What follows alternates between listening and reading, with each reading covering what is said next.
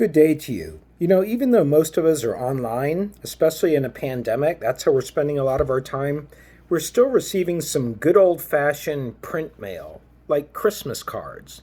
And those Christmas cards are coming in envelopes. And envelopes are not that dissimilar from this one right here. You know what an envelope is used for? It contains things, right? So I want you to think, if you would, of mass media as containing us. Because all around us, every single day, are mass media. I ask you, when was the last time that you went without any media in a single day? The last time you went without at least one of the following: television, magazines, websites, your cell phone. When was the last day you had a day without any of those things going on? Probably you can't remember, unless maybe you were camping, or unless maybe your power went out, or your battery was dead and you lost your phone. You probably are enveloped in media every single day. And in the pandemic, the lid is closed even tighter because we have very, very few options with how to spend our time these days. At least that's the way we perceive things. It's difficult to get out and about when we're being urged to take caution in mixing with people in the pandemic. So we're even more enveloped by mass media use. So that's why we have a book like we have for this class called Living in a Media World. And that is also the title of our first chapter. And that's what we're taking on today. We're taking on Chapter 1, Living in a Media World. Now for today, hopefully you've already made your first RSC post. That was due by 12 o'clock. If you missed that, you've lost 2 points, but you can still recover. Your RSC post is explained on D2L under the Content tab on the syllabus. The RSC post assignment is also explained under the Discussions tab. And so you should have had that done by 12 o'clock today, and your next one is going to be due 12 o'clock tomorrow. And once again, it's my hope that you are learning about yourself as you make these RSC posts in terms of a mass media producer. That's an important part of this course, that you study yourself as a mass media producer on social media. And also the fact that I wrote a book is something that should be desired, I would think, by students. Would you rather have a professor who's assigning somebody else's work, or would you rather have access to the professor's ideas? And ideas that I want you to consider, and ideas that I don't necessarily want you to agree with, but I want you to grapple with. That's why I'm assigning that book in that class. That's why we have this assignment. So that's the first thing I want to mention. Now for today, I'm about to head into the instructor video. And it would be helpful for you to have the email that I sent out to class, because that email that I sent out is going to have links. So you can pause the video and you can look at links that will help illustrate some of the ideas that would otherwise just be oral communication coming out of my mouth. Thirdly, I do want to remind you that you have Jake, our tutor for the class, Jake Briganti, and he is holding open Zoom hours today. His Zoom link is sent to you in an email. We will also post it on the home page, the home D2L page for the class. And he's holding those open hours from 5 till 6 o'clock today. You can stop in anytime. And I would just make it a regular habit, right? If you have the time, jump in with another student. He's been through the class himself. He's tutored it before. He can relate to you very easily. So you can jump in. You can ask anything that was not clear from the readings, because you're going to have to take a quiz on today's material, which is coming both from the material in the book. So you need to be making sure that you're reading, all of chapter 1 before you take your first quiz. And then also paying attention to the video lecture, because I will say things in the video lecture that might be quizzed on as well. And you have to have the quiz taken by 12 o'clock tomorrow, quiz 1 on chapter 1. The quiz is 10 minutes long, and so you have essentially 1 minute for every question. All right, so let's get back to this media world, because even though we think of our media world as consisting mainly of screens and electronics, long before this media world, there was another media world consisting of legacy media. Legacy media we referred to as media before the new media, the new social media. Legacy media being newspapers and books and magazines and Christmas cards. Really, we need to open up the definition of mass media. There's a scholar in this field who is actually a professor in Pennsylvania. His name is George Gerbner, Gerbner. He was at the University of Pennsylvania, And he said that basically media messages facilitate our social interaction. That without media messages, we don't really have social interaction these days. In other words, that's how people communicate with each other, is through mass media today, through texting, through sharing, through commenting, through liking, through posting, all of that stuff on social media. But before that, by radio, by television, by newspapers and magazines. Now, I do want to distinguish between two sets of terms which you may think are the same. So the two terms are mass media, and mass communication. What are the differences? Mass media are the technologies themselves. A television is a mass medium. That's the singular of media. There is no such word as mediums. A mass media are the technologies that we use to access media content, telephones, newspapers. You get the idea. Mass communication is the act of communicating. Mass communication is a process. It's communicating to a mass of people. And when you communicate to a mass of people, it changes the message. The message has to be understood by the majority of the people. At least that's the intent when you're trying to communicate with masses of people. And so we're going to be fundamentally unpacking that dynamic throughout this class when we study the technologies that are invented and then how they lead to the way that people communicate, how people mass communicate. That's where we're headed in this class. So the next thing that I want to talk about are different levels of communication, and there is a link for this in the email that you can take a look at to have a graph that illustrates it. Levels of communication has to do with the whole field of communication and where mass communication fits in as an area of study. So this will introduce you to the Department of Communication as well. And if you have any questions whatsoever, if you're an undeclared major, if you're a person thinking about switching majors, if you're a person who's interested in a communication minor, if you want to hear about our accelerated program, which is a program to get you into our graduate courses so that you can get a master's degree in just 1 year after you graduate, I can talk to you about all of that. The first area of study is interpersonal communication. That's the first level of communication.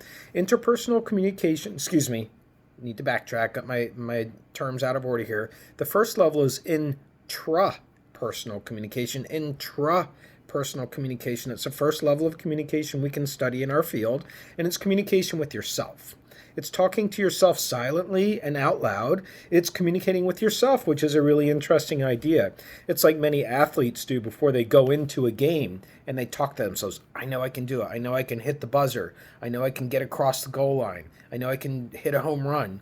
It's self-talk. It's intrapersonal communication. And that's different from interpersonal communication. Interpersonal communication is a second level of study in this field. It's between two people.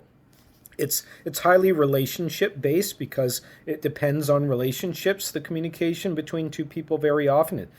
Mother and son, husband and wife, boyfriend, girlfriend, girlfriend, girlfriend, etc. These dyads, these two-person relationships form the basis of interpersonal communication.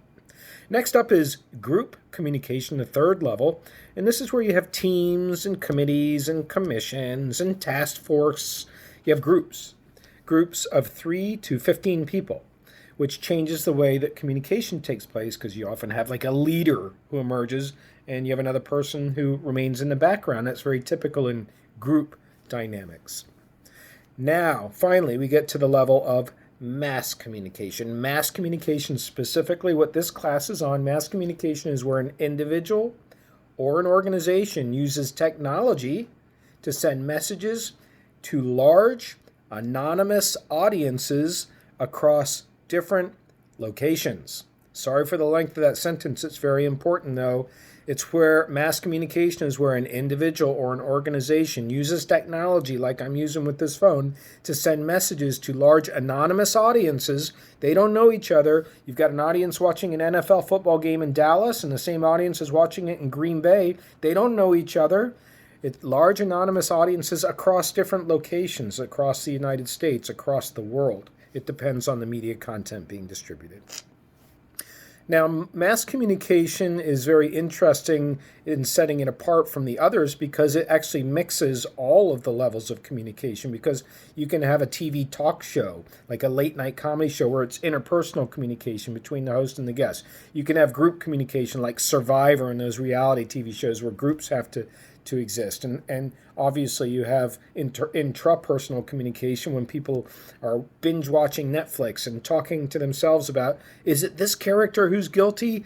That's what we're talking about with intrapersonal communication, opposite mass communication.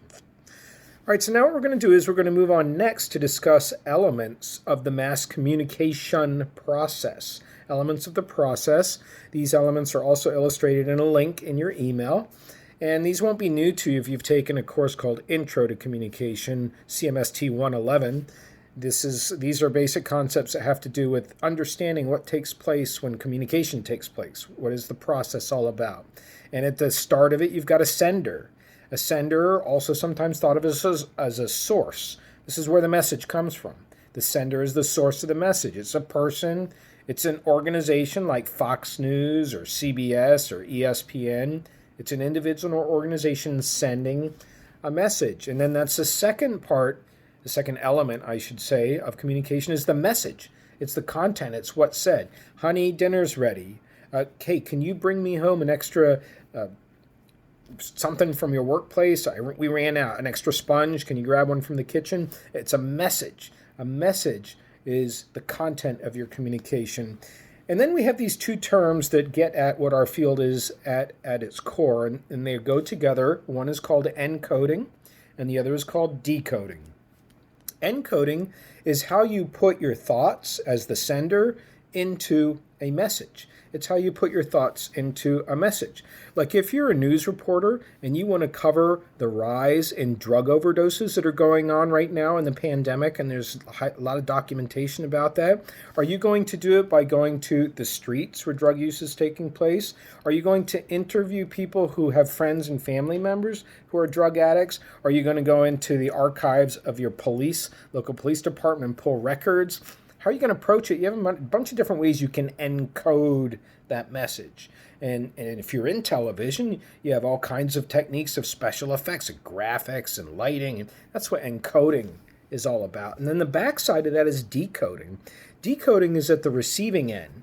It's where the person or the audience, when they're receiving the message, it's the meaning that they assign to the message. That's how they decode the message. It's the meaning they assign to it. You're watching a documentary on drug overdoses. Is the meaning, well, the meaning to me is that we need more law enforcement. Oh, no, the meaning to me is we need to help people. Oh, no, the meaning to me is we need to go after the pharmaceutical companies that got people addicted. Everybody has different meanings. That's one of the beauties of mass communication. We can all have individual interpretations, and it speaks to that decoding process, which now introduces another element, and that's the receiver. It's a person at the other end receiving the messages. We call that person, in most cases in mass communication, an audience. And then finally, we have what's called noise. Noise is anything that gets in the way of that process. Noise could be something that we consider to be a sound-based thing, like you're trying to watch your TV and your cell phone starts ringing, so you miss an important line in a movie, and you're with a group of people, so they don't want you to go back and play the movie over again. You've missed that line. That's noise. It can also be visual noise, too. Like you see somebody who's supposedly is a suspect in a crime, and they don't show the face. It's blotched out. That's noise as well. All right, I'd like to move on now to what we refer to as contemporary models of understanding mass communication. So what we just previously talked about in those elements, that's known as a primitive model. That's how we first started to study mass communication. But then as it became a field of study with the whole departments at universities, we have contemporary models that help us understand the mass communication process. And the first model is called a ritual model. And what's behind this model is trying to understand how and why audiences consume media, how and why they consume media. Why do people, for example, when they go out to eat, young people like yourselves, why are they looking at a device on the table and all four people are doing that and all four people are comfortable with that? Is it more than just looking at the device, or is it introducing how to get comfortable around people. You don't have to look them in the eyes. You don't have to work hard to ask them questions. You don't have to reveal parts of yourself that may be embarrassing or make you feel vulnerable. So we ease into that with our relationships by looking at phones. It's a ritual of how we use cell phones. Binge watching any online media, Netflix, Amazon, Hulu, all of those, Disney, a lot of that can be said to be for the purpose of giving us a way to spend our time in a pandemic. Many of us who have been around the same set of people since March. And as much as we may love them or like them or have respect for them, you can only be around a person for so long, right? So binge watching Netflix becomes a way for two people to exist around each other. We look at rituals behind how mass media are used when we're using that ritual model. The next model is called the publicity model. The publicity model is where messages are created that are designed to draw attention to something. It could be a movement, it could be a person, it could be a cause. Donald Trump, every day he continues to tweet. He's drawing attention. A publicity model would try to understand what that's about. Colin Kaepernick, when he took a knee in a football game to protest the treatment of Black Americans, he was engaging in a publicity function. He's trying to draw attention, and that generated, in many ways, the Black Lives Movement. So you could say it was a success. And by the way, I want to just flat out let you know at the early part of this, the early stage of this class, that I was transformed very much by the Black Lives Movement, and I will in this class be flat out calling out racism when we see it in our mass media. We have plenty of examples, unfortunately, of it, so we're going to study from a historical perspective, but it's time to call it out as racism so that we can get past that and never repeat those mistakes. So that, anyway, is the publicity model that we're wrapping up. Now we're going down to the reception model, the final model. The reception model looks at that decoding part of the elements of a communication system. It looks specifically at how audiences create meaning from the messages, how audiences create meaning. Like looking at the video gaming world, it's really incredible how a participatory side of that, or a spectator side of that, that's what I mean to say, has come out of video gaming. It's not just playing games. It's not just gaming with people who are in other parts of your state or other parts of the country. It's also commentating like PewDiePie. It's also watching somebody commentating like a regular sport. It's esports, which we have here at ESU, which, by the way, our department has the club advisor for, Dr. Christopher Weeks. So a reception model looks at the meaning that people get out of that experience. The reception model looks at, anybody who's a Marvel film fan. What is the meaning that they get out of looking at futuristic characters that have superpowers? What are meanings that come about as part of that? That's the reception model.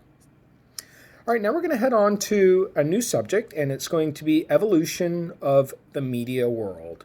That is how our world that we currently exist in started out with media and where it evolved to. And again, there's some more links that you can consult in the email as I go through this material.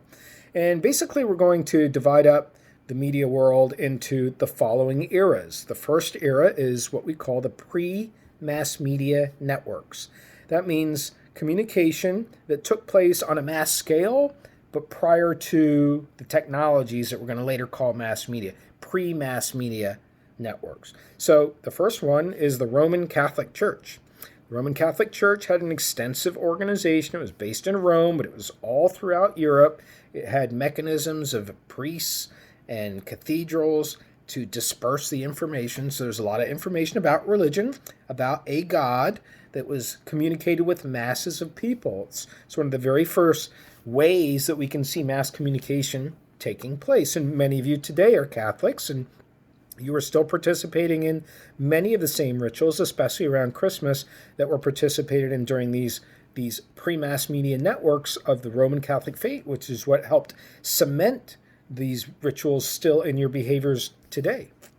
Another pre-mass media network were storytellers. Storytellers, they had a big role in society. These were people who had traveled. They had been on a boat to the New World and come back. They were your uncle in the family. They were your grandmother. Somebody had a role to sit around and tell stories, and you'll see a graphic that depicts what that's like. Usually somebody who's older talking to somebody who's younger, could be children, telling a story with a moral to it. The story of Jack and the Beanstalk, that's a story that's got a moral to it. The story of Hansel and Gretel, the Greek fables, Zeus, Athena, stories played an important part in communicating information. But that all changed with the next era of media in our world. And the next era has to do with the print era and the arrival of the book. And we're going to highlight what we're going to later call the most important invention, called the Gutenberg printing press in the 1400s. We'll talk about that later. It made it possible to print, books like we have for this class. Anything in paper. It allowed books to be printed very, very quickly, eventually, not in the beginning, but very eventually, and sent out to masses of people. And then coming along with that same era, the print era, steam power comes into play. And steam power is the use of a steam engine. And once you have an engine, today our engines are mostly gas engines, but a steam engine rises on hot steam air rising and blowing a fan, and then it creates all kind of moving parts. And now you have printing presses, those that produce books and magazines, that are being powered by an engine. And that sped up the process as well. After that, the print networks give way to the electronic networks. The electronic networks start to come into play in the 1800s with the telegraph, the dee-dee-dee-dee-dee-dee. We're going to see some video on the telegraph later on in this class, allowing railroad stations to communicate with each other. Dee-dee-dee-dee, the train from San Francisco to LA, dee-dee-dee-dee, using Morse code. It's coming in late. Dee-dee. That's the electronic networks. Those electronic networks give way to telephones and telephony. That's what that field is called. Cell phones is telephony, and then radio and television, and ultimately the internet. That's what we get. All right, so now let's talk about our final issue for today, which is media literacy, and it's ultimately what we want you to get from this class, media literacy. And when I use that term, you probably think of it as being literate. It's about being able to read and to write. Well, that term has a similar definition to it when we talk about it as media literacy. What we're talking about is understanding how to decode mass media, understanding what the meaning of mass communication is in certain contexts with certain people, given the content that we're studying. Media literacy is more about than just taking in a television show. It's more about just scrolling through your feed on your social media platform. It's about understanding what that process means on a daily basis to your lives. That's what media literacy is all about, and it's got a cognitive dimension to it. A cognitive dimension means a thinking dimension to it. So, do you know who the Prime Minister of Canada is? Do you know who the President of Mexico is? Those are our two bordering countries. Did you know in Canada that it's a Frenchman named Pierre Trudeau? Pierre was his father. His father. I can't remember the son's name, but Trudeau is President Trudeau, and in Mexico, and Prime Minister Trudeau, and in Mexico it's Obrador, President Luis Obrador. Did you know this, or do you not know it because our media hardly ever talk about these two presidents? And so there's a thinking dimension that is affected by the media that you access. It's cognitive. Next up is an emotional dimension.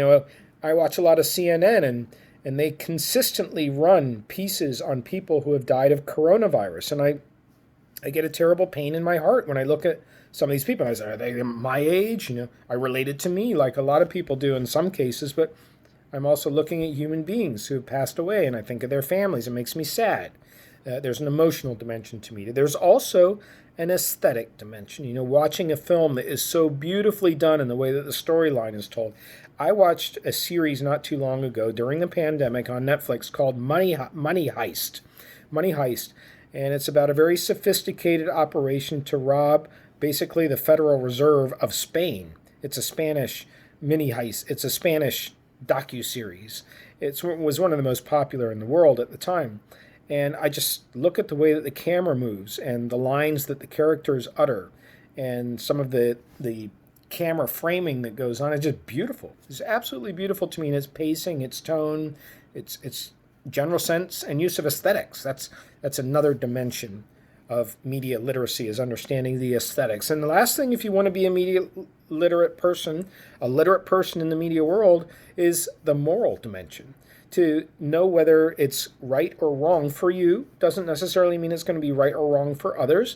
I mean, we have a lot of different opinions on the election that took place for president, and it's equally moral for each person who thinks that the election was stolen and each person who is certain that the election was fair, and people who are in between in those positions. But we all are considering what is right for the media in covering the election and the continued covering of the election and the coverage of what it means for our next president. We all want the media to do that in a way that we consider to be moral, even though we may differ on what we consider the morality to be. Still, it's a necessary part of having media literacy for mass communication.